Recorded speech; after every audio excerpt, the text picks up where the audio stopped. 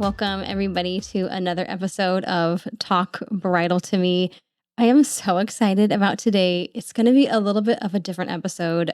I have my friend Jenelle Bolyard here. She's one of my friends at church and in life, and was one of those people where when I was thinking about this topic, I just thought, I need Jenelle. And I don't even know if we've really talked much about this topic, but so much of what I do and so much of what my business and what this podcast is geared for is geared towards brides leading up to their wedding day and kind of how to prep.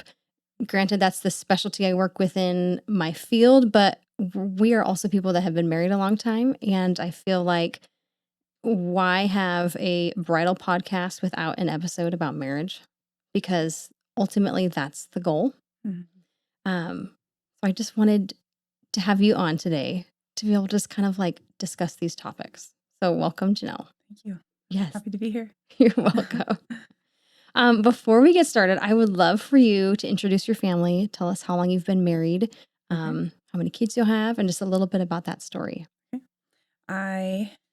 I've been married for 18 years, and I have 2 kids. I have my son who's 14 and my daughter who is 12. I have actually 3 kids in heaven. So that'll be something that maybe we talk about. Yeah. Some of the difficulties in marriage. But that's. I don't think I realized you had been married 18 years. Oh my goodness. Do you feel like it's been 18? Like in some ways, maybe, in some ways not. Yeah. I got married at 22. Ian was 21. And my parents were married for 16 years. And when we hit 17 years, I was like, yes. Yeah, I was excited. Yeah. Oh my goodness. We're starting to plan for our 20 year. Want to go to Disneyland or someplace fun. Yes. Super fun. So. Oh, yeah. I know.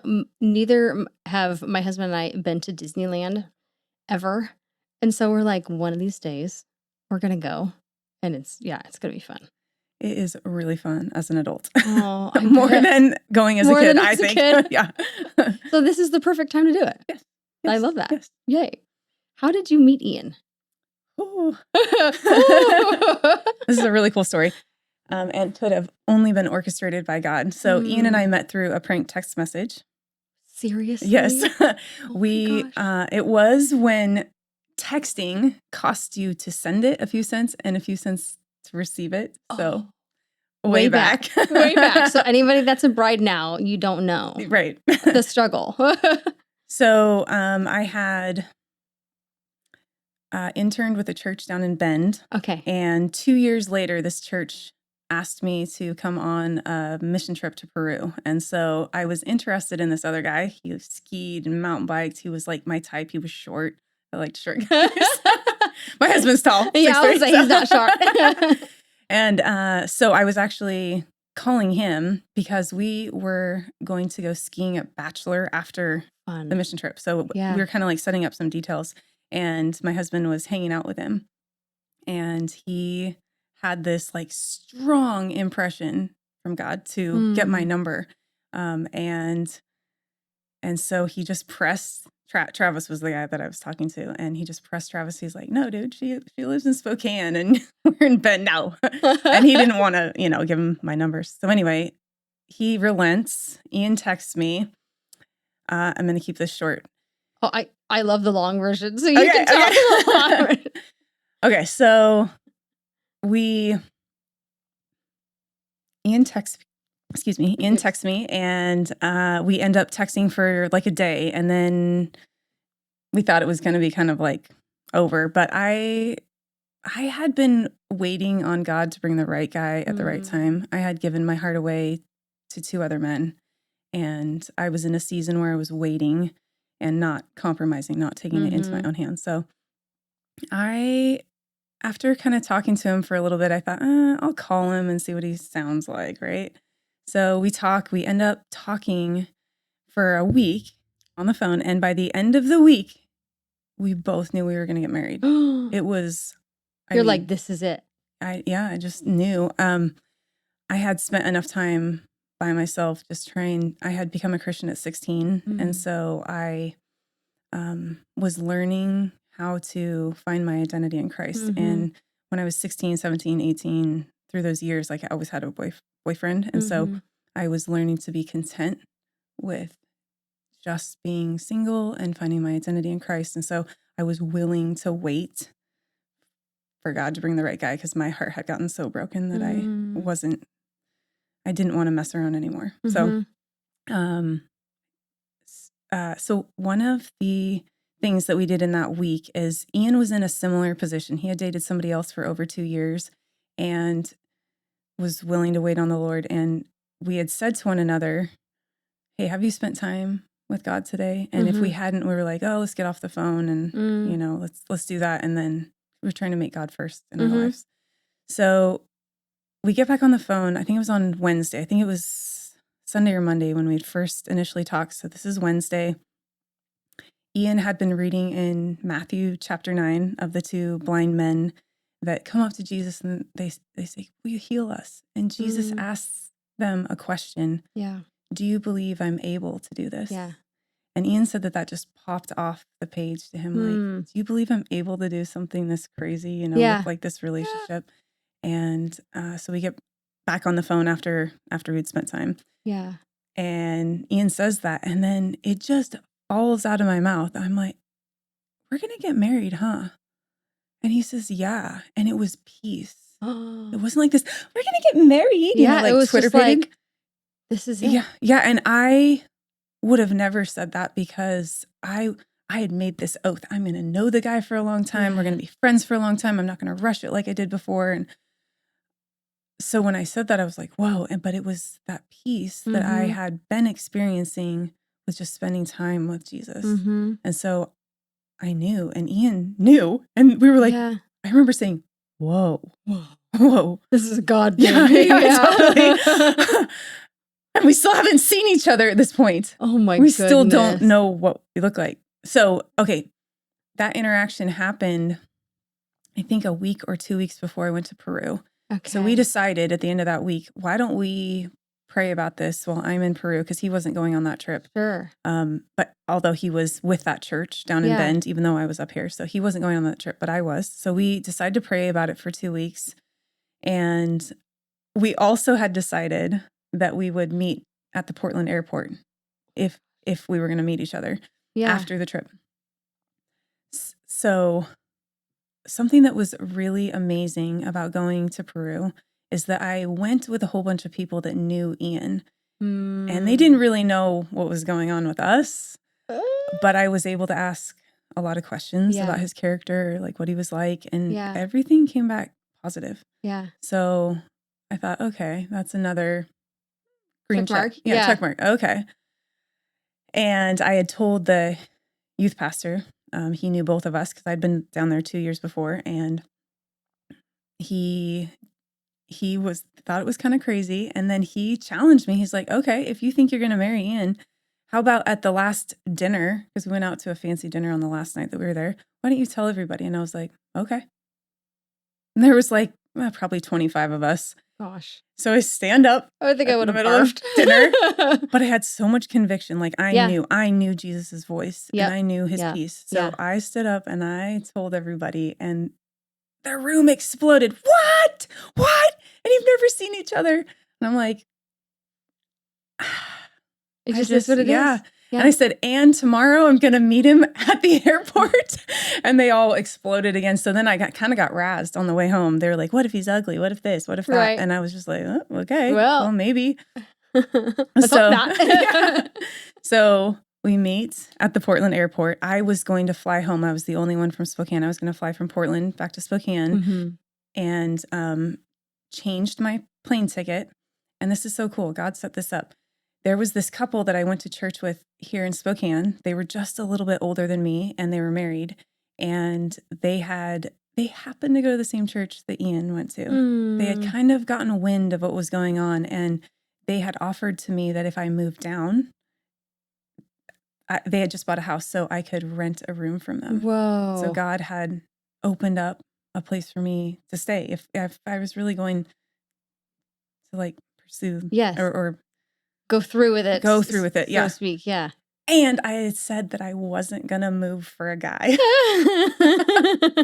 And so when God just opened the doors, that was pretty amazing. And my roommates here in Spokane, I was concerned about leaving them high and dry. And they had found another roommate while I was in Peru. So I ended up moving down to Bend. I think it was 2 months later. Oh my gosh. I was done with school. So just the doors were all opening. Yeah. And I moved down there. I lived with this couple. It was really great to live with them because they were newly married. And I got to see some things I really respected and things that I really was like, nope, not going to do it like that.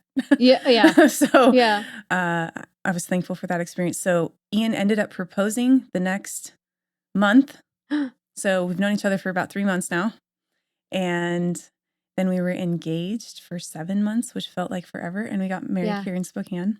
Oh my goodness. At the chapel at Fort Mukagawa. And that's a whole nother cool story. But so we met and married in 10 months. And we lived in Bend for about another year. And then there's more to the story. But wow. So that's kind of the initial. Yes. So what was your initial thought when you got off the plane and saw him? Like, did you know who he was right away? Like, did you have to look around and be like, where's this guy? I don't know what he looks like. Okay, so Travis, at this point, he's resigned to the fact that he's not going to be with me.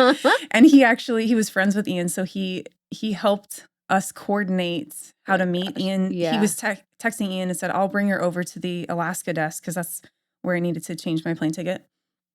And he said, I'll walk her over there and I'll make sure everybody goes down to baggage claim so you guys have this like private moment. So I knew that he was tall. And so when I walked up to him, I'm like, how nerve-wracking, right? Like you're like meeting somebody that you have never seen, but you know you're going to marry. Yes. And I'm just like, hi, I'm Jenelle. I just shook his hand. Then gave him a side hug. And then we went over to the desk and changed my plane ticket for a couple days later. And, oh my goodness. So but he was not my type. Now he'll tell you that when he saw me, it was like the scene in Big Fish where the guy sees his wife for the first time and everything stops. Everything like freezes and he just walks to her. For me, I was just so nervous and I just gotten razzed the whole way home about oh my gosh. So I'm just like, no, I'm brave. I know the Lord's voice. I know that this is who I'm going to marry. I'm going to go meet him. But I mean, so. Oh, how cool. Yeah. Did that answer your question? Yes. Okay. Yes. I love that. Oh my goodness. My cheeks like hurt from just like being on the edge of my seat the entire time. I'm like, we're still on a podcast, right? Oh yeah, we're recording. Oh my goodness. And so now you've been married 18 years. Yes. You have 2 kiddos. Yes. Remind me how old your kids are. My son is 14. Okay. And my daughter is 12. Okay. And we had the 3 miscarriages. We had 2 right after my daughter. Okay. And then we just had 1 last year. Yeah. So I was so excited to have a kid at 4. I'm 40 now. So I was, we were all really excited. So it was really hard when we lost the baby. Yeah. But we are all so thankful that those 3 kids are being kept in heaven. Yeah. Like we will see them. So that's how I'm able to deal with it. Absolutely. But I remember that last one because I did see your daughter and she was like, did you hear what happened? And I'm like, no. What happened? And she's like, oh, this. And that's a lot. It is. Yeah. But it's life. It is life. My other question for you, or next question, I have lots of questions on this page. Why do you think it's so difficult for people to find, quote unquote, the right person nowadays? And do we think the right person even exists? Yeah, that's a really good question. I've had people ask me that, especially after they've heard my story. Like, do you think there's just one person out there for me? I would say what I believe is that God designed me and he knows who would be the right partner, or the right man for me. And I thought I knew what I wanted and needed. Like for me, the top things were like, do we like all the same interests? Like I was, really athletic and he better love those things. I always said I'd never marry somebody who didn't ski, and Ian hadn't skied a day in his life or snowboarded or anything. And we'd met and married in 10 months. So it was like, we didn't have this dating time for me to see if he liked skiing. You know, they're pretty shallow like, reasons. too late. Yeah. But when you're in your late teens and early 20s, like I still remember in youth group making my list. Yeah. Like these are all the things that he has to like music. And my husband loves music, but it's so funny because we'll listen to like watch American Idol. And he's like, "Is that good? I don't know. I can't tell. Are they on key? I have no idea." Like he doesn't he can't physically understand like what is harmony. I don't even understand I don't hear a difference in the notes. And I'm like, "Honey, how can you not hear that?" You know, but that's just not his gifting. But the Lord knew, like, you don't need. Yes. That's not what's important for you. You're going to need XYZ because I know what's coming down the road. Exactly. So I would say that the right person, if you're not a praying person and you know, don't have a relationship with God or you don't know, like, I think it is worth just even shouting out to the universe and seeing how, you know, like if God's like, yeah, I know who I have for you. And if you're willing to just wait, I will bring the right person. Because he in the 2.5 years that I felt like I was waiting forever. I mean, it wasn't that long, but it feels like forever when you're, especially when everyone around you is dating. Yep. And I worked at a restaurant and I was a server. So all my tables were couples and families. And I'm like, and you're seeing it everywhere. Yes. So I think there is somebody that is right for you. And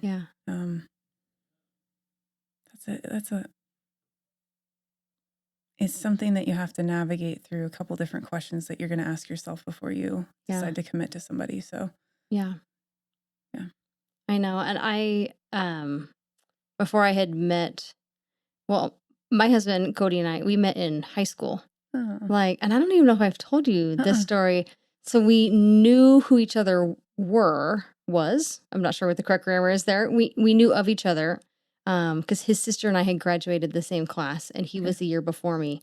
And I remember he would drive this white truck and he was friends with, or one of my friends was his neighbor. So he would pick her up after school. And I remember just like watching him in his truck and being like, "Oh, he's so cute." Like, oh my gosh. But he was so out of my league because I was the antithesis of anything popular, you know, like not even close. And everybody knew and loved Cody. And so I was like, well, he's clearly like the untouchable of the untouchables. And so graduated high school. I had dated a couple other guys that I thought like, oh, this is the right person for me. They have they check all these boxes, but they weren't. And I had moved down to Texas to be close to this other guy that I was dating that I had met. And a long story short, that didn't work out. But while I was gone, Cody started hanging out with my brother and they were friends. So when I got back from Texas, all of a sudden there's Cody sitting in my kitchen. He's like, "Hey." And I was just like, what is happening? Because he had expressed his interest towards me while I was still dating this other guy. And I was like, first of all, no, like you don't do that. You don't just come to another woman while she's dating another man and be like, "I feel the Lord has placed you upon my heart. You know, I'm feeling the Lord is telling me all these things." And I'm thinking, I don't know what you're listening to or whatever psycho pill you're taking, but like I'm with this other guy and clearly I feel like this is where the Lord is directing me. That other relationship didn't work out. So I come back, Cody's sitting in my kitchen and he's like, "I still have this undying love for you." And I'm like, I just went through this breakup. Like, and why? And he had waited like a year. And I'm like, why? Why are we still waiting? It felt ridiculous to me. And he's like, "No, I feel like the Lord has told me you're my wife." And of course, when you have just ended a breakup and moved back in with your parents after living, you know, half the country away, you're just like, I don't want to hear any of this stuff. Like, and now you've befriended my brother. And so you're in my kitchen. And I felt like it was this big manipulation station of like, let me now profess my undying love. And so he kept hanging out with my brother. So he kept, happening to be in my living room. And then we'd happen to go to the gym at the same time. And he'd be like, "Hey." And we never really like talked a whole lot more than that. But then sometimes like there started to be this playful banter because he's like a very joking, very funny guy. And so there started to be some of that. And then like we slowly started hanging out. And then we like started hanging out a little bit more. And then I was like, oh no, like we're just friends. Like this is clearly not going anywhere. Trying to sign out of a breakup. And his sisters thought like this was like a rebound thing. And so I was like, oh my gosh, what are people going to think? And my heart was like very much like, do you remember I remember in third grade and me like, brick wall, talk to the hand, Yes. like that's how it felt. Where I was just like, no, not doing this. And I just felt like through all these different quiet times with Jesus, my heart being softened. And I was like, no, I am not. I just got out of a relationship. I do not want to have my heart go down this trail. I am not ready. And Cody and I started hanging out more and more to where the point where we were like texting and talking on the phone almost daily and involved in a lot of different like youth group activities together. And this was, I was like, what, 22, I think at this point. And I could remember the chair I was sitting in my parents' living room, had my Bible open, and I was like, Lord, I am feeling these feelings. And he keeps professing his love like multiple times a month. And I was just like, dude, you got to back off, And I was like, but I'm starting to feel this love for him. And I don't want to feel it if it's going to end in heartbreak. Yeah. Because I was like, I can't go through that again. So I was there was like so much tension. It felt like just like a cord being pulled where I'm like, I feel like I'm being pulled in this direction, but I'm pulling back farther. And the farther I pulled back, the more I felt myself being pulled forward. And I just remember saying, Lord, if you want me to love him, like truly love him, then okay. Infuse me with that. Yeah. And it was like a head to toe. Yeah. And I was like, I love him. And it was a peace that had completely washed over.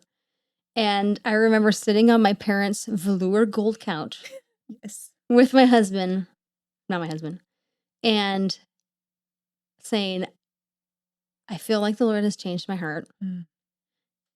And he was just stoic. He goes, I've been waiting so long to hear this. I don't even know how to react. He says, I think we should pray. And I said, I think we should. So we prayed about it and then he left. Because we were both like, we don't know what to do with this. Now that we both have these mutual feelings, we're like, I think we should date officially. Yes, that seems like the next logical conclusion. So May 1st of 2010, we started dating. And then we knew and he told me if we start dating, we're going to get married, which that also scared me because then I'm like, there's no trial period. Like, I feel like I can't break out, I can't get out of this. But I never felt like that was going to happen. Like, I just felt like the end goal is marriage and that's what's happening here. And long story short, about a year later, we got engaged. And then 3 months later, we were married. And the other day I went, are we married for 12 or 13 years? I can't remember. He's like 12. I'm like, okay. I love that he knows. Like that's where we're at. Oh, what a cool story. But it just through every, I think these stories are so important because we can go back and we can have these hardships in marriage. Yes. And I want to be able to talk about those more. And just when you're brought back to the root of how the Lord brought you together, you realize that he now can bring you through. Well said. And so I would love to talk next about like, what are some of the things that obviously you have talked about, miscarriages and things like that. What are some of the things that you're willing to share that you may have walked through that have been difficult that you can go back and say, the Lord brought us together for this purpose. He's going to bring us through. Yeah, that's a great question. Can I just say one comment to your amazing story? I love that Cody pursued you like that. Oh, he was relentless. That is literally like almost annoying from my perspective. Yeah. But I look back and I'm like, gosh, that was the sweetest thing. And it was totally literally like a year and a half. A picture of God. He pursues us like that. He's crazy about us. Yeah. And he's literally demonstrating it through Cody. Yeah. I have experienced that now in marriage from Ian because we didn't have a long dating and we didn't have that same setup. Yeah. But I have experienced how Ian has relentlessly loved on me, and he has helped in my healing process of like, come from a divorced family, come from a lot of woundedness. Yeah. So anyway, I wanted to take note of that, because that's just such a picture. And then that's kind of going into your question about when hard times come. Yeah. And you do when. have, when. When you have that, you know that God brought you together. Yeah. And what you said, you know that he's going to bring you through, and it's going to be for both of your benefits. Yeah. And for the glory of God. You're just going to be able to share so much encouragement for people. So some of the hard things that Ian and I have gone through. Like I said before, we've had 3 miscarriages. We have started, ran, and own an ATM company business. You did? Yeah. Oh, I didn't know. We learned a lot about business. Oh, I bet you did. And it's a high intensity business. It's cash, like. Oh yeah, that's a lot on the line. Yeah. So we had littles during that time. Yeah. We moved to Olympia, and we're on our own. Didn't have any family. Yeah. And had to really learn to trust and lean on each other. We already trusted each other, but it was like we had a new depth of caring for one another, because we didn't have a church community that was established yet. You know, everything was new. We have been called by God to move several times, and each time I'm thinking, I'm always excited. I'm always excited for the next chapter. I like variety, but always on the back end, I am surprised at how much I struggle with depression. And we just moved back in September, and we'd been praying for a long time. Okay, what's our next assignment, God? We get to this amazing place.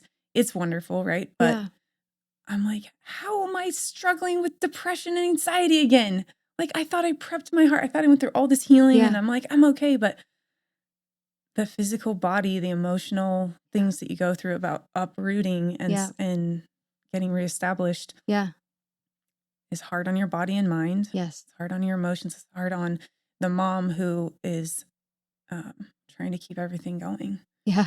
And so I would say our moves have been seasons where I've been triggered into depression and anxiety. But this time I chose to, I choose to get help through chiropractic care and supplements and different forms of kind of alternative medicine. And I'm not saying anything about any others. I'm just saying what has worked for me. And a really amazing adrenal supplement helps, and sleep and different things. Just choosing to care for yourself instead of constantly putting on the back burner because there's so many other needs. That's something that I've learned. Everybody functions better when mom's doing better. Yes. Oh my gosh. So, miscarriages, moves, in and out of business. We actually are starting our own YouTube channel where I'm doing a weekly watercolor tutorial. Fun. So fun. And so Ian will be editing all of that. Yeah. I'll be doing shameless plug. Yes, exactly. But stepping out again, doing new things again together is always difficult. And parenting. Oh my. Parenting and parenting again. Yeah. Yes. So many things come up from layers of your childhood. And I have found in my 30s, I've been willing to deal with a lot of things and get counseling and do the things that I need to do to get healthy and move forward instead of wallowing in the stuff that I didn't have or stuff that happened or so that learning also to leave and cleave my parents, like it's happened in marriage. Had to. It's a process. It is, yeah. And you're cleaving to your husband or your wife and letting go of some of the things that, you wish were different with your childhood or parents or whatever. So there's a lot of the things, like we said at the beginning, that you're going to go through, but it's amazing that you have a spouse to go through them with, and to encourage you. Because typically, I don't know if you've found this, when one person's down, the other person's not usually totally down. Sometimes you are. But typically one person's, there's some flex. There's some flex and there's some perspective because one person is not typically going through the exact same thing. Yeah. And so that's just a huge blessing. Ecclesiastes says that, two are better than one. Sure. So having someone to walk through life with is really amazing. It does take being intentional. Yes. So we can talk about that in another question. Yeah, no, I completely understand. I know for me when I was young, I went into marriage thinking like, oh, it's going to be just this you and me together holding hands, frolicking through the field of flowers. And then you get married and our first year was not easy. Mm. We were very poor. We look back at our monthly income and we're like, oh wow, we made it, just squeaking by. We lived in his grandparents' daylight basement off and on for about 2 years in between house sitting for family and friends, so we could have some of our own space. Mm-hmm. And then we had our oldest child, and then we moved to Texas, which is 2,000 miles away from any family that we had. Yeah, And I dealt with 4 years of unexplained health issues, and to the point where I could hardly, even take care of our boys. And so, yeah, like you go into marriage thinking like it's going to be this great thing, and it is good. Yeah. And I'm not negating the good. I'm just saying like we have gone through stuff that has not been easy and points where we've both been really down. And it is hard when there's not that flex and you're both just like, well, we've both hit the bottom of the pit. Yep. Now how are we going to get back out? Yep. Thank goodness for grace from the Lord to me and to me to my spouse, because we all need that. Totally. Yeah. And you're already going to go through things in your life. Yes. So it is pretty amazing when you get to go through it with someone that knows you so well, because I have experienced that, God put Adam and Eve together. They were the first humans. Mm-hmm. And that is one man and one woman in marriage is the most satisfying relationship that we can have as humans. Yes. Not the easiest by any means, but can be the most satisfying. Mm-hmm. And so it's worth it. I feel like it's worth it to take the risk, and it's worth it to keep trying to love and keep being intentional. Yeah. Because there is great love, comfort, reward in just sticking with somebody. Now, I'm not anti-divorce. Right. I have walked through a couple different dear friends who are going through a divorce, and my parents divorced, and for good reasons, you know. And there are good reasons. Yep.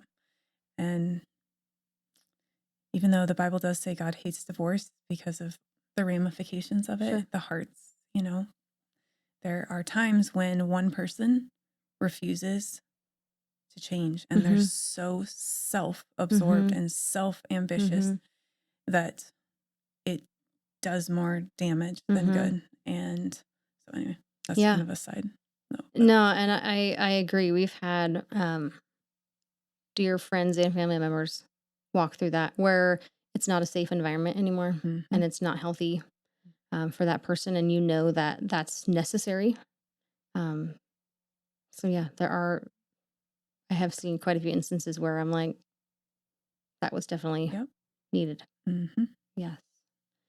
I want to go back a little bit and talk a little bit about kind of some red flags when people are dating and thinking about getting engaged. I was looking up on Google, like, what are some of the red flags that Google says? Yeah. And it's like not feeling safe.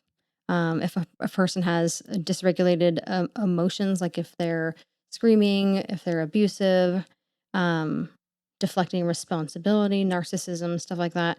Are there things off the top of your head that, obviously all those things are important, but what would be some other red flags for people to look out for? I know that sometimes you can be in a relationship and there are red flags, but you don't see them because you are kind of in it and you want it to work and you feel like it's normal. Right. Where things have been normalized, but maybe speak to the person that might be seeing things that they might deem as normal that maybe aren't. That's an awesome question. I think the basis of any relationship is trust. Mm-hmm. So if you're in a dating relationship or an engaged relationship and something happens and the person isn't honest, now there's room for forgiveness. There's room for giving another chance.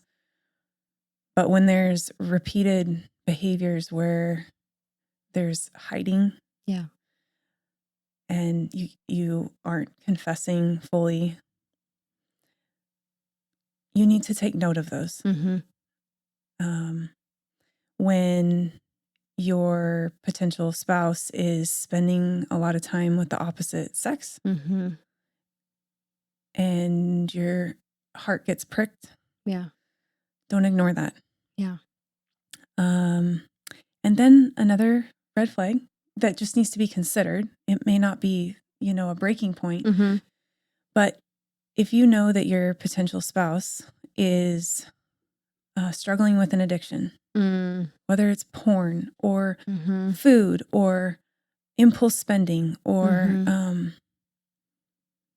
there's so many different addictions that people have because it's something that they've used to medicate the pain. And it does work for a short time, but then it doesn't satisfy completely.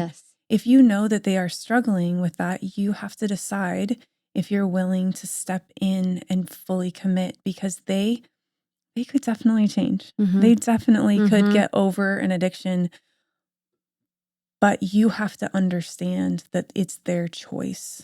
You cannot make them. As much as you talk till you're blue in the face about it, or hopefully you're not shaming them because they need a safe place to confess these things. But if you know that that's already part of your relationship or something that they're already struggling with, like you have to take into consideration that that's going to be something you're going to deal with. Because when stress happens, people go to an addiction because it works. Works for, like I said, a short time. Yes. Jesus really is the only one that can give you full freedom and peace from an addiction. But it does take you deciding to step through it, one step at a time. No, I'm choosing this over this, and being honest. I struggled with it, just. But they have to get to the point where maybe you have the addiction. You need to be honest, because that's not fair to them stepping in to a relationship or committing to a relationship that you're not fully honest. That's just not gonna ever work if you're not fully honest with each other. So that would be a red flag. Yes. Honesty and a forward movement to change, whether it's they're seeking counseling or kind of restructuring their habits, or some sort of forward movement to show I'm trying. That's good. That I don't want to just stay here and not deal with it. Yeah. Now, sometimes those addictions come up after you've been married and you didn't know. You didn't know that was going to be part of your story. And you walk through that. So that's hard. I know the main reason my previous ex-boyfriend and I mean, it sounds so funny to say that because it was like 15 years ago.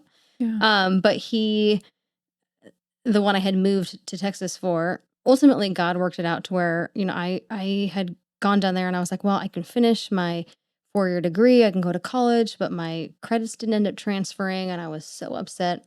But then I found out he had been hanging out with this other woman, and he felt like, she has a daughter, and I take her to lunch a couple times a week.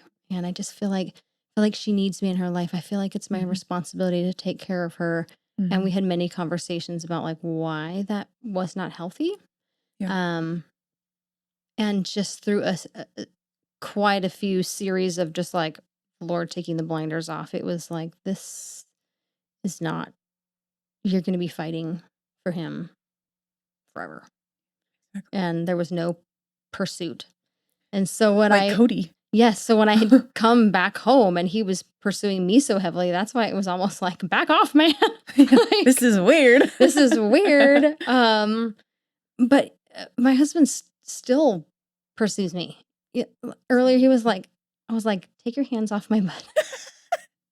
I am trying to work. He's like, hey, don't you like it that I still think you're super sexy? And I'm like, yes, I do, but I'm also trying to focus right now. Oh, Ian. Yep. Yeah. I know. It's like this is fantastic. However, I'm trying to focus. It's so wonderful. But it is so good. Yeah. And I'm so glad for that. I had a very similar experience with the boyfriend that was right before I met Ian. Mm-hmm. He'd moved to Colorado, and he was hanging out with this girl that was he was doing a vet tech program, and so she was in the program, and happened to live kind of in the same apartment complex. So they would just walk their dogs together. Yeah. And I'm like, the whole time, oh yeah, like you need a friend. Great. Yes. But my mom, who had been married to my dad, she came to me and she said, Jenelle, I see red flags. And I'm like, what are you talking about? Yeah. So that's one other thing. Like, the people that know you well, let them speak into your life. If they see red flags, consider it. Write it down. Don't just block your ears because you love that person so much. Yes. It's painful to hear it, but like, it could save you a lifetime of pain. Oh, especially when it's like a parent. Yeah. With Cody and I, my parents, they adore him now. But when, literally up until my wedding day, my mom was like, are you sure? Are you sure you want to?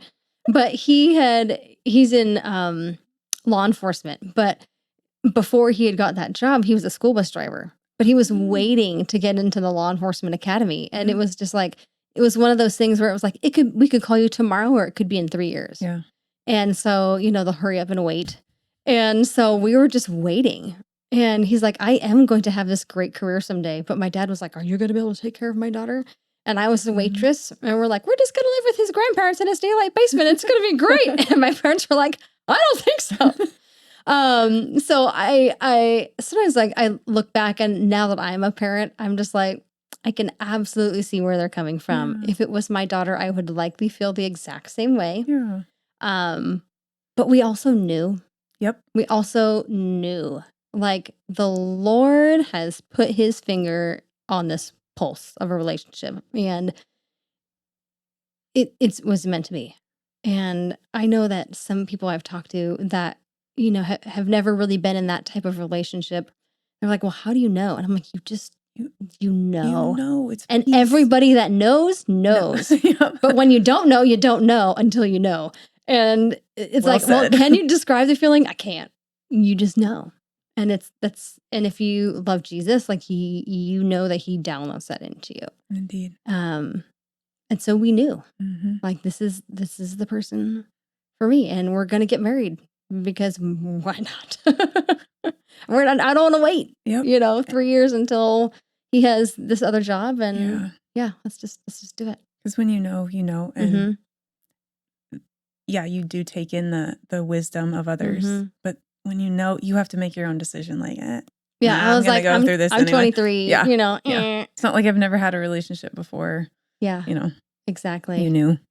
I know. I have brides that are in their early 20s, and I'm like, are you sure? Like, you look so young. But I look back at our pictures, and I'm like, we were just babies. What were we doing? But it's also the whole, like, you don't know what you don't know. And now that, we're in our mid 30s, I look back and think, oh my heavens, we had no idea. And it is cool to grow up together. So cool. It's a gift, I think. Yeah. If you're both willing to grow together. Yes. It can be pretty dang awesome. It can be really. I know. We have so many inside jokes where he got me. So I needed an iPad for my business. And every time I, like, make money, he's like, what gun should I buy? Like, that's just like the joke. And I'm like, no, like, you will not.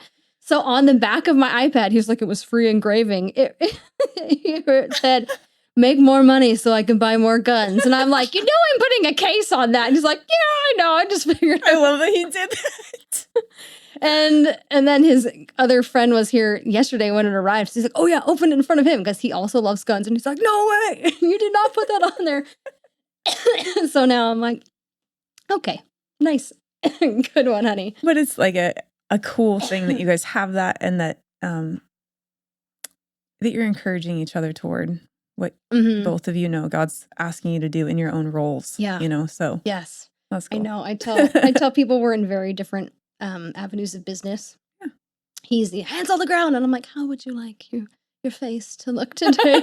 How can I love on you? And he's like, tackling is my love language. And just That's awesome. Totally different. Oh, but speaking of love languages, that was one of the things I wanted to talk about too. Mm-hmm. I'm sure you've taken the love language test, Yes, or yes. just have been able to find out within yourself what your love languages are. What are yours? Mine are words of affirmation, physical touch. Okay. And I'm really starting to see that it's quality time too. I think was my guess for you. They kind of, they all kind of. Yeah. And the older you get with the more responsibilities you have, the more you're like, I just want to spend time with you. When you're younger, you're just like, we have all this time. Yeah. We just have so many things you could do. Yeah. Yeah.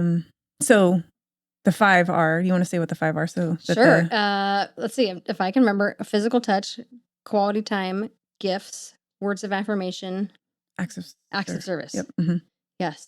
Mine are definitely, I feel like it depends a little bit on the person. For me, most of the time, I feel like it's words of affirmation and quality time. But if I had to pick just one, it would be probably words of affirmation. Like, I need that encouragement downloaded. And it can just be as simple as like, thanks for making dinner. Appreciation. Yeah. I struggle a lot with criticism. And have you ever worked with the Enneagram or done any of stuff with Not that? yet. Not yet. So many people are like, Jenelle, have you done it? I'm like, I haven't done it yet. Sorry. I'm an Enneagram 1, which basically means that I am like very self-motivated, very driven, type A, but I'm also extremely hard on myself. And I kind of have that inner self-critic that's always course correcting, but I am my worst critic at all times. And I will know 0.5 seconds after I do something wrong that I've done it, and I don't need anybody else to tell me because I've already told myself 20,000 times. And I'm very aware, and I've already beaten myself up about it. So if someone else tells me, hey, by the way, I'm just like I'm already trying to silence my own negativity. And so I think that's why that encouragement speaks so much into my heart, is because I need someone to be the antidote, to be like, hey, you're doing a good job, and me to be able to go, okay, maybe I am. So I don't know if you've seen that. Do you know what Ian's love languages are? Physical touch. Okay. He's all handsy. He's all hug here. Yeah. And any man or woman would tell you the number one thing that we want is to be wanted. Yeah. Right? Yes. And so showing that through the love languages, of course. But Ian's is definitely physical touch and words of affirmation. Yeah. Quality time. Yeah, quality time. I know we need a little bit of all of it. Yeah, we do. Yeah. And I feel like in different seasons, it ministers to your heart differently, you know? Like, so I think it kind of depends on the season you're in. You do have a main one, I think. Yes. So for you, you seem to be an encourager. Yeah. And that's how I feel like the Lord has gifted me too. And so as encouragers, we need people to encourage us too. Because we're constantly pouring out. Yep. And so that's cool that you're able to articulate that and you know that you need that. Yeah. So, and that kind of goes back to being intentional in your marriage, like writing notes to one another and thinking about each other, even when you're at the grocery store, like what kind of chocolate do you like, or what kind of beer do you like, or what whatever your thing favorite is. Little treat. Yep. For a long time, I'm like, I don't want to spend money on food. Yeah. My husband is jerky. Yeah. Buy me jerky. Ian's like, well, yeah, my husband's a carnivore now. So he's like, any meat. But he really feels loved when I'm thinking about him when I'm not in his presence. Yeah. And so there's lots of ways to express that. Yes. Yes. I taped a little, just like a little, like where you can put like the paper in it and put it in the binder. It's like the plastic sleeve. So I took one of those and like cut it and then duct taped it to the inside of his lunchbox so that I can take a whiteboard marker Granted, I mean, it sounds really cute, but the amount of times that I actually remember to write on it and the fact that the times he looks at it, like one time I wrote on there and 2 weeks later he goes, how long has this been there? And it said like nice butt or something like that on there. And I was like, oh, that's been a while. He's like, I didn't even realize that was there. But it came at the perfect timing. It came at the perfect timing. Just little things like that. Or like I have these like white chocolate truffle things that I like. And so he'll go in the garage and like come up and get me one. And I'm like, oh, thanks. It's those little things. It's just the little things. Yeah. But part of that is also growing together and paying attention to what the other person likes and what they need. Yeah. But then also not getting so busy to where you neglect that. Agreed. Yeah. Yeah. And there are seasons of busyness. And I know we were counting how many times we've moved since we've been married. We've done, I think, 4 big moves. And then 6 smaller ones. And I'm like, that's 10 moves in 12 years. And the longest we lived in one place was 4 years. I mean, so that's a lot of moves. And so there are different seasons where you are going to be busy. But then to get back into those habits that, we have our TV shows that we like to watch. Yep. Make time for TV shows together. Make time for TV shows where it sounds like almost silly, where I was like, let's sit down and watch a show. But he loves movies. Yeah. And so he's always like, oh, I have this. He has kind of a roster running list of movies that he wants to watch with me. Yeah. And sometimes I have to just entertain it because I'm like, I don't know if I really want to watch this one right now. Because he loves like war, action movie. Let's watch this one about World War II. And I'm thinking, I'd rather go bite a nail. But, like, I'll sit here with you. Yeah.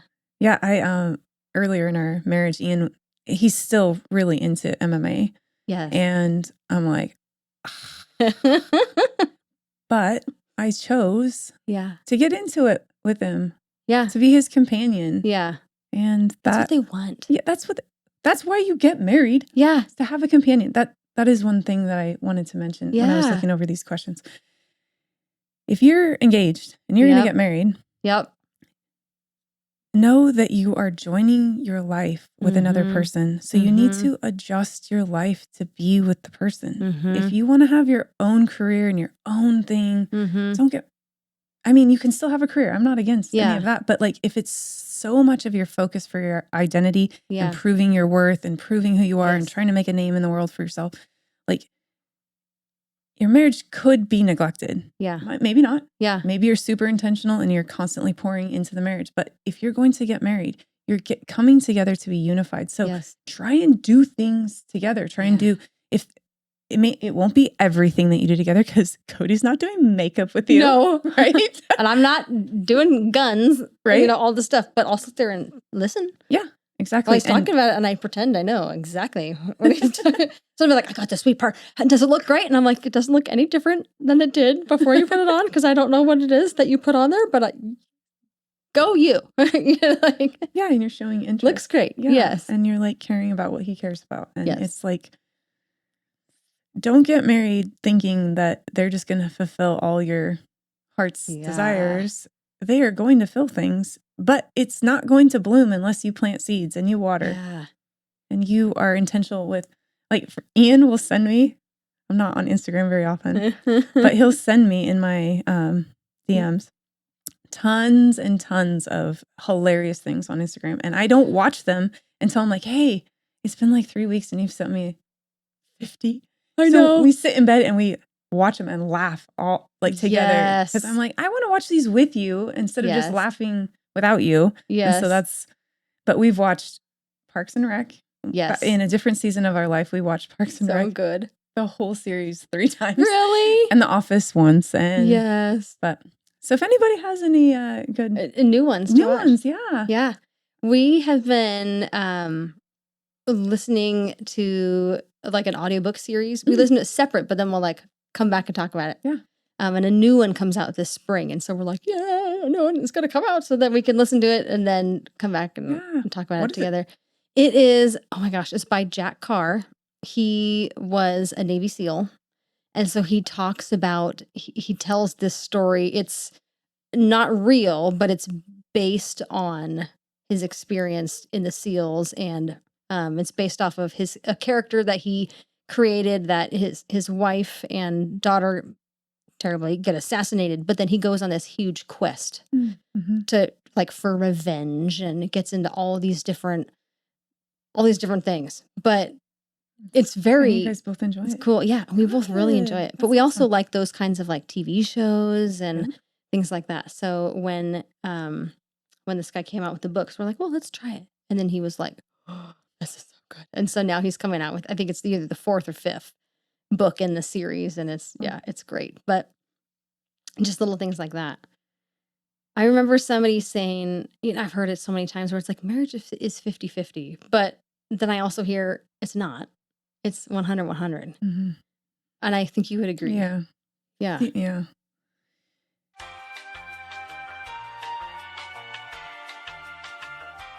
So one of the things that I had said off camera was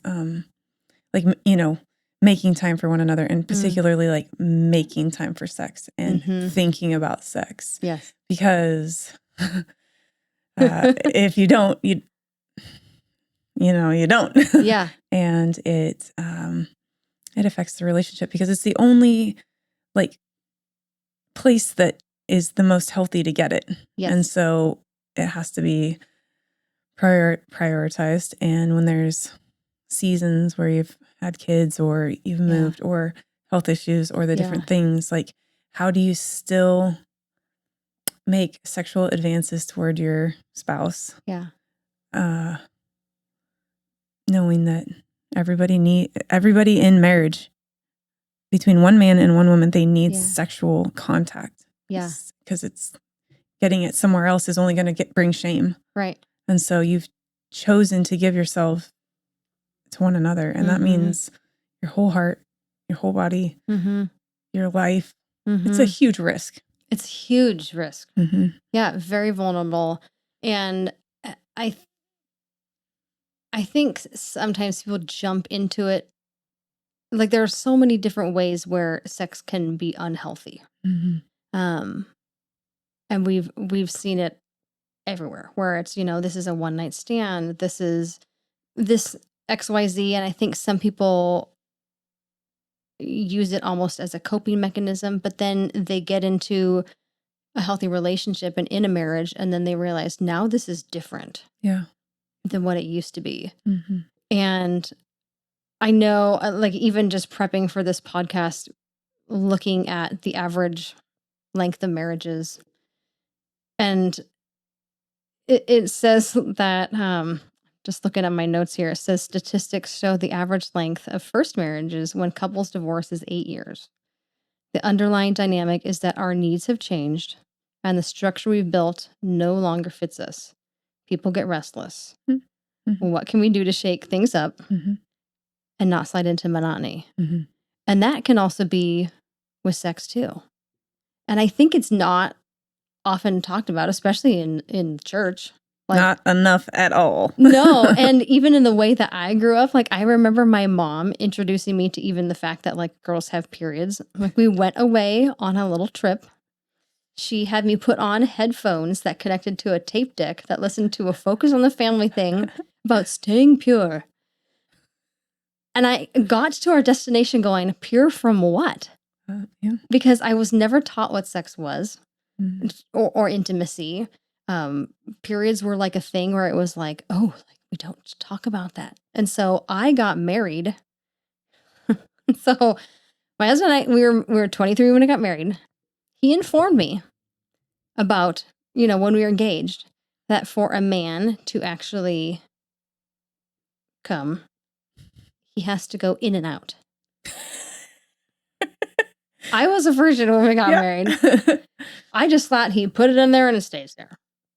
Me too. So, really? Yeah, didn't know anything. I got married, went into my wedding night and was like, I have no idea what I'm doing here. And it almost just felt this is too much, too fast. And so I think some people would maybe be like, oh my gosh, you're so vanilla. But we've had to grow together in that to be unvanilla. Yeah. And it's very easy to slide no pun intended, into monotony when it comes to that. So, and it might not be like a sex thing, but what are some things that people might be able to do to keep things fresh in just everyday life? Like we were talking about, hey, let's watch our TV show together. What are some things we can do to kind of like not be blah?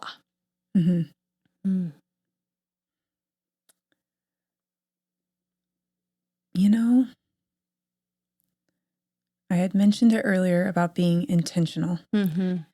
And for me, what that looks like is there are, okay, let me back up. There's this book called The Messy's Manual, and it's actually on how to like take care of your home and like different systems. And this woman who had been a messy for 23 years, she was a pastor's wife, and she's like, no, don't come up, don't just stop by my house. Anyway, she is in her 80s or 90s now, and she wrote this book.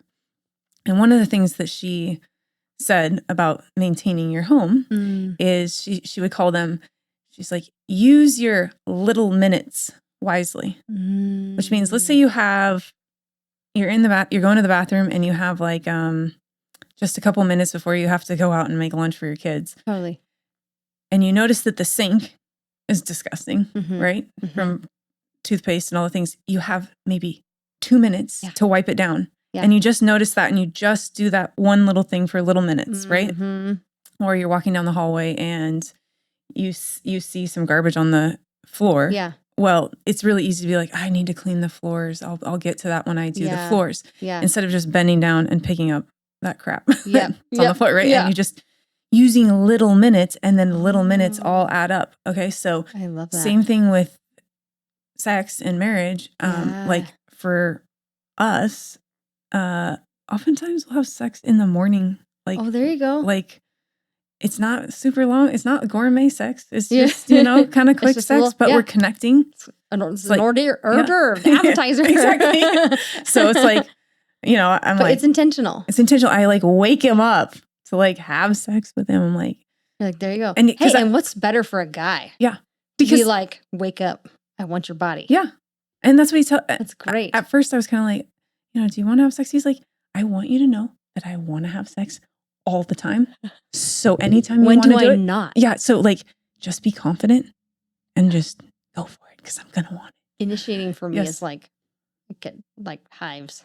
Yeah, it's hard, isn't it? Especially when you're just like, difficult. I'm like, don't feel like I'm that sexy. Like, yeah, and I am I am like the antithesis of sexy. Like I feel like I grew up all the time. Oh, she's so cute. She's so cute. She's so cute. Instead of it was the never mature, sexy. Yes, I was never like the mature, the sexy. She's so classy. It was like that's not that I can't be those things, but like that's just not really. I don't know. That's not really who I am. And so it's hard for me to sometimes embody that. But then I have to realize, like, my husband likes me for me. Yep. And he's not looking necessarily for me to all of a sudden become this, like, this sexy object. Like, he's like, I think you as yourself are sexy. Yes. And so no matter how I think of myself, like, he ultimately has the final say. Yep. And Ian's told me that one of the most sexy things is just when you're confident. You're just, no, I want it, and I'm doing it the way that I know how to do it in this season of my life. I just, So yeah, using little minutes, like, touching each other's butts in the kitchen. Or whatever it is, you're just being intentional. You're just like, all those little minutes will add up. Yes. And for women, probably for men too, but I've heard that there's a statistic that for a woman to want to have sex, at night or whatever. Yeah. Like at the end of the day. Oh my gosh. She wants and needs to be touched at least 10 to 11 times. Yeah. But a lot of those aren't sexual touches. Yeah. So sexual touches can be in there as well, but just like touching your hair, you know, touching your back, giving you a hug, just like a genuine hug, whatever. Yes. Yeah. That makes those sense. moments of affection. Yeah. Moments of that show, hey, I care about you. And I'm thinking about you throughout the day. Yeah. Yeah. Exactly. And so there's lots of ideas. I always tell my husband, like, I need like half an hour notice. Yeah. I am not spontaneous in any area of my life. Like, I live by my planner, and I'm like, if it's not on the calendar. And so I have to be like, okay, Wednesday, it's going down. Yeah. And then I can look forward to it. Yeah. But if, like earlier, before we started the podcast, he's like, hello. And I'm like, Jenelle's going to be here in 45 minutes. I just did my makeup. This is, no. I can't and he's shift like, that fast. And he's like, so 3 o'clock? And I'm like, 3 o'clock. But, Perfect. but I'm like, no, I'm thinking about this right now. I need to get in the headspace to be able to record the podcast with her. Like, I have this series of things, but like, can I pencil you in a couple hours? And that is 100% okay. Yeah. In that book, I think I said it off camera, Intimate Issues by Linda Dillow, I think is the author.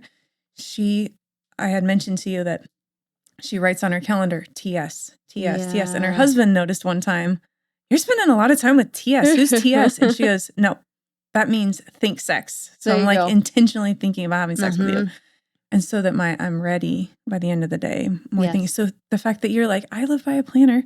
And then you're like, on Wednesday, that's okay. Yeah. Because then he knows he's going to get it. You know you're going to get it. Like, right. Yes. The time is intentional because when you're dating, you want to spend every second together. Oh my heavens. And then oftentimes when you're dating, your lives, they're connected, but they're not as interconnected as after 5, 10, 15 years of marriage. Mm-hmm. You know, when you have 2 kids in jujitsu and we're homeschooling and we're doing these things, and then you get to 9:30 and you're like, I am exhausted. So on those days when it's on my calendar, I can say, hey, can you put the boys to bed? Yes. So I can clean the kitchen and then it's done. And then I can actually be present. Good. Because on those days where it's like spontaneous, I'm like, we haven't even brushed their teeth yet. And our youngest is crying. Someone's and there's dishes.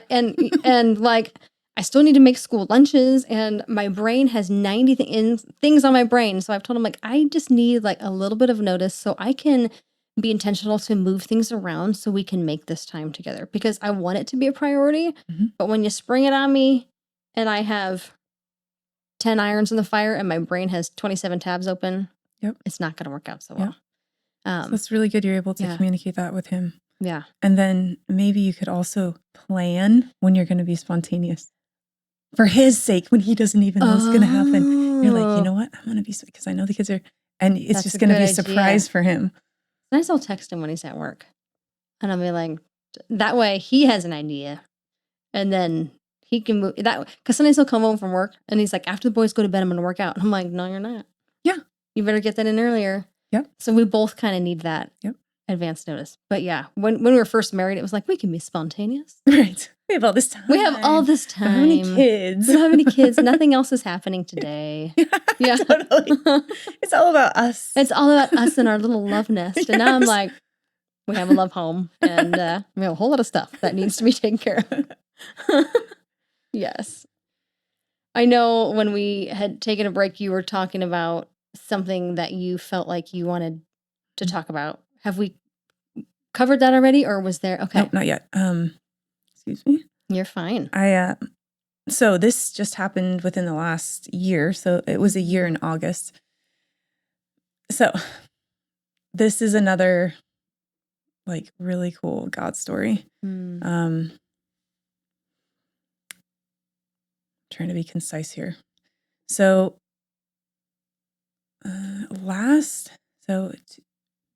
so a year ago, June, I actually went up to camp with our son so that I could help counsel the girls. So I was just up there during that week. And during the morning, like, sermon talk that they do for the kids, they had everybody just be quiet for 10 minutes, be still. You could read your Bible if you wanted, but just like settling their hearts and just kind of getting prepared to hear whatever was going to be taught. And I thought that was so cool, so good to teach anyone that, just being present or quiet with God. So anyway, I'm sitting there, and oftentimes I'll ask the Lord, is there a portion of scripture that you want me to dwell on today? And he will give me, it'll come into like my mind's eye. It'll give me like the address, like Luke 5:12. And I'm like, oh, cool. I don't know what it is, right? Because I don't have it memorized. So I look it up, and sometimes most of the time it's right on, but sometimes I'm like, maybe that was me. I don't know. But anyway, but most of the time. So anyway, we're sitting there and he gives me an address. I open it up and it's of the woman who, okay, so it's in a gospel. It's in Luke. So Jesus is telling a story about a woman who put in her last 2 pennies to live on into the offering. And then the other people at church were just putting in from their abundance. And he was pointing out, like, she's truly trusting God. And she's putting in all that she has to live on. And I sense that the Holy Spirit says to me, thank you for living like this. Keep living like this. Because we've been in a season where we've been so dependent on the Lord financially. We've had other seasons where it's an abundance of, anyway. So yes, I'm thinking, same. I'm thinking, oh, okay. Okay, oh, God. Oh, gracious. So then later that day, I'm down at the water. And, you know, for the last couple of years, we have felt that the Lord has put on our heart to own and run some type of like retreat center, but with a farming or an agricultural theme to teach how to raise cattle and pigs and chickens and all these things. But it'd also be like a cool retreat place. Well, anyway, so God asked me, he says, are you ready? And I'm thinking, oh, it's coming. Like the thing that we've been praying for, the thing that he's put on our hearts to do. And the next question that comes to my spirit is, do you trust me? And I'm like, yes, Lord, I trust you. I tell him I trust him. And that wave of peace comes over me that only you can get from God. And I don't hear anything else. I don't sense anything else. So I'm like, okay, well, you'll let me know when I need to know. Yep. You will. So a couple days later, I'm driving down to Olympia with my son and his best friend. His best friend lives in Olympia, so I'm dropping him off. And his mom is one of my dearest friends. And Aww. she and her husband have just gone to this they have just gone and done this 5-day intensive down in Colorado Springs. And an intensive, you know, is something that you're fully immersed in. Yeah. Okay. So, but it was at a sexual addiction ministry. And she was telling me all about it. They don't just do that, but that's kind of one of the like main things that they kind of help people with. So she's telling me about it and how it was really amazing. And as she's talking to me, I'm like, oh, this is what you're asking us to do. Well, just a month before, Ian hit a deer and totaled our 2013 Outback. Oh, no. I remember when that happened. Okay. I mean, obviously I wasn't there. Okay, so now you're going to hear how this all played out. Oh my goodness. Okay, so we had full coverage on it, so we get a pretty good chunk of change. Yeah. And we're like taking our time about what we're going to buy next, right? Yeah. And it just washes over me. Oh, that money is for this. How am I going to convince my husband? Because it was like 10 grand. Okay. For the intensive. Yeah. And I'm like, okay, Lord. Oh my goodness. Like how I'm feeling called to this, but how do I break the news? And why are you asking this? Like neither one of us are struggling with sexual addiction right now. Like why would we go? Why are we going? What is something going to be revealed? Yeah. Like, I'm so scared. But I have that peace from the Lord. Yep. So I tell Ian and I tell him, you know what, like, even if you're not wanting to go, I'm going to go. And he was like, do you want me to go? And I was like, yeah. Yeah. And he's like, I'll do it. And I was like, you would do it. And he was like, yeah, I love you. Like, if that's what we need to do, let's do it. So we go down. You did. Yeah. I think I missed like this blip in time. Where was that in the past? What was that? Like November? Last August. Okay, August. So not this August, last August. Okay. So we go down there and I'm like, you know, sweating bullets thinking like, what if I like misheard God and I'm wasting all this money? We are so poor right now. We can't come up with another car, you know, like we're in ministry income. Yep. So we get down there. We get paired with a counselor that was amazing. He was probably our parents' age, kind of hippie-ish, like us. We're like pretty alternative with a lot of things, but he's really in tune with the Holy Spirit. Mm-hmm. So we pray before every session, and come to find out, the reason why the Lord asked me if I was ready was because it was for both of us, but it was for me. Mm. They not only specialize in sexual addiction, they also help people who are struggling with intimacy anorexia, which is often what narcissists struggle with. Define intimacy anorexia. Okay, so intimacy anorexia. So think anorexia, like starving, right? Yeah. And intimacy, you're starved, like you're choosing. It is an addiction. It is an addiction, and you're choosing to protect yourself and not give your whole self over in marriage. So how that was manifesting with me was, so I'm pretty like a bubbly person, right? And I like talk to like lots of people, and I can connect with a lot of people. Yes. But an intimacy anorexic usually shows up in marriage, and it's that you only let your spouse get this close, just you're keeping them at bay in some areas because I was afraid that if he died or cheated on me, I would still have a little bit of my heart, because I'd already been cheated on before. I told you I gave my heart away in to two other men. Wow. And it was just self-protection that I was unaware of. Yeah. And so then like Ian, most of our marriage is like, I want to be intimate with you. I want, like, when we're having sex, like, I can tell you're not like really that into it. Yeah. I can tell that you're doing it because you want to, but it's I feel that way often. Yeah. Yes. So so I hear the definition of intimacy anorexia. I realize, this is about me. And my amazing husband has been pursuing me, and I'm just like keeping the marriage together and having sex because I don't want him to cheat. Yeah. But I want to be a good wife. Yeah, want to be a good wife, but I'm not really all the way in, and I don't know that. I'm not even really realizing it. So a lot of the issues were stemmed from my broken relationship with my dad. Okay. And a lot of that came up in counseling. And one of the things, so a miracle happened there. I know it was a miracle. Yeah.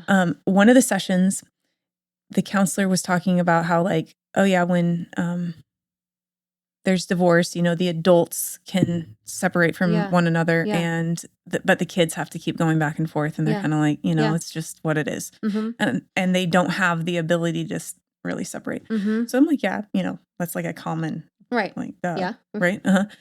So when you get to an intensive, the one that they had, they give you a special room where there are a couple of recliners and there's a TV, and then on the TV they've loaded tons of videos that they've recorded so that your counselor can recommend a video and then you watch it. And then it speaks to these specific issues within your marriage, right? Sure. So I'm back in this room, and Ian is actually he did this like brain therapy. It's called Saracet. It's amazing. You like hear your own sound waves. What?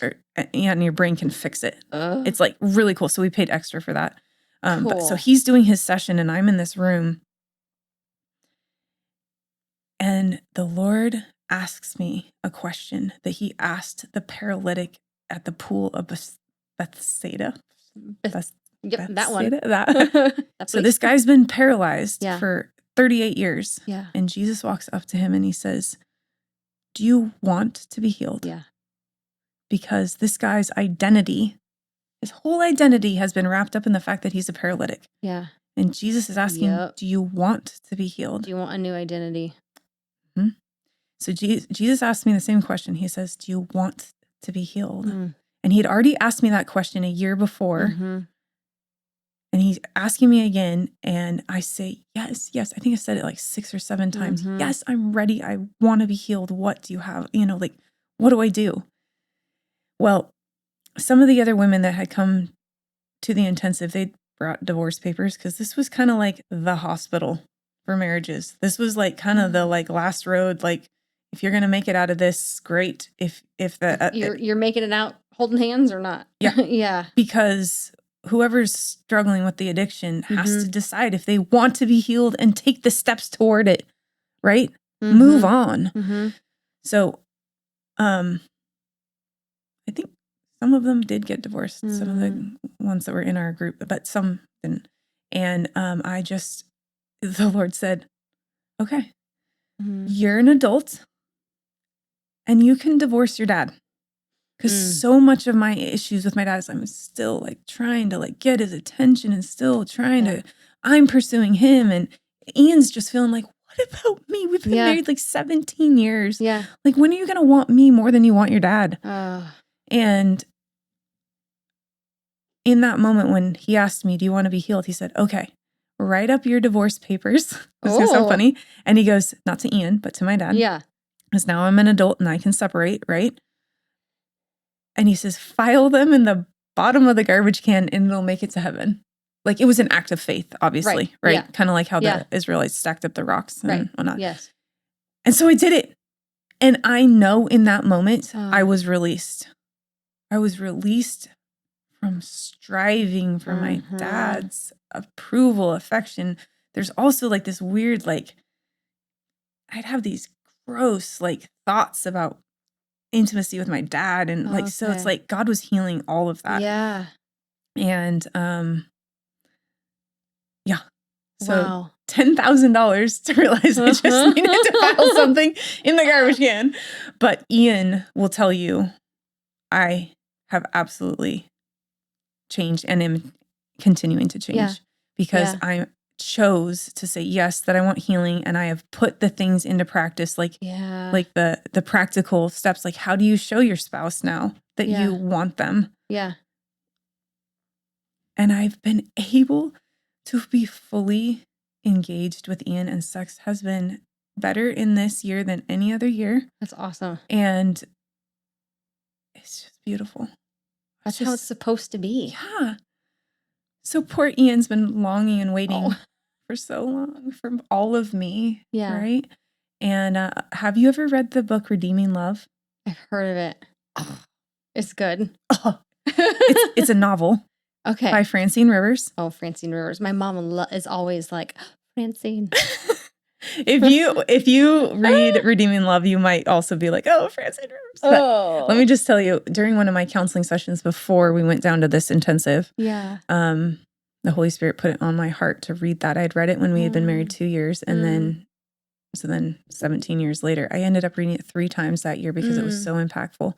But she wrote that she was a writer for the world, like a romance novel, right? And then she got saved, and she felt that she could not write anymore. Like, she's like, I can't be in that.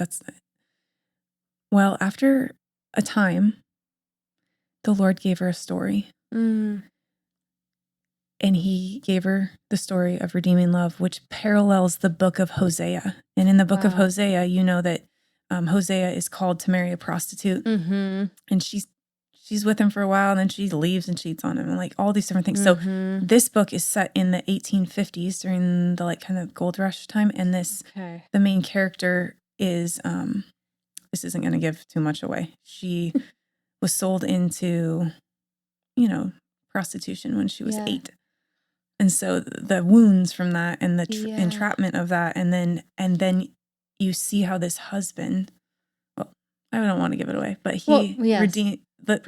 He pursues the way that God pursues us. Wow. That I'm like, one, I see that Jesus is pursuing me this way, but 2, Ian's been doing this our whole marriage. Yes. Oh my goodness, I need to love him back like that. Yeah. He's been longing for me to come back to him. So, highly recommend that book. Highly recommend. Wow. So, that was the one thing that I had wanted to share, that when God puts something on your heart, even if it's super painful or scary, it's worth trusting him. It's worth moving forward with your life. It's worth putting in the intentional work that it takes to heal. He does the healing, but then you learn to walk it out in your new creation, So, yeah. Wow. Well, thank you for sharing. I think we're going to make this a 2-part series. It's pretty long. I love that, though. And this is like, oh, so good. So thank you for coming on the podcast today. My pleasure. Thanks for asking. Thank you for joining me on another episode of Talk Bridal to Me. I hope you have a day where you truly feel beautiful. We'll catch you next time. Bye-bye.